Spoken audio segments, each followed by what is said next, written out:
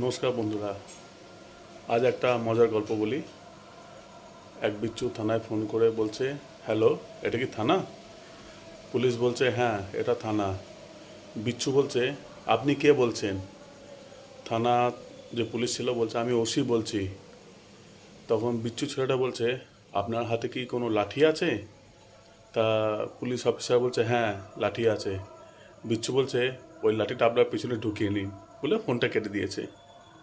আবার বেশ কিছুক্ষণ পরে ফোন করেছে, করে বলছে, হ্যালো, এটা কি থানা? পুলিশ বুঝতে পেরেছে এটা নিশ্চয়ই বিচ্ছুটাই ফোন করছে, বলছে, হ্যাঁ, এটা থানা। তখন বলছে, আপনি কে বলছেন? তখন পুলিশ বলছে, আমি ওসি বলছি। এবার ওসি খুব সাবধান হয়ে গেছে। তখন বিচ্ছুটা বলছে যে, আপনার হাতে কি লাঠি আছে? তখন ওসি অনেক ভেবেচিন্তে বললো, না, লাঠি নেই। বিচ্ছু বলছে, বাহ, সাবাস, আমি একবার বলতে আপনি লাঠিটা পিছনে ঢুকে নিয়েছেন, গুড, ভেরি গুড।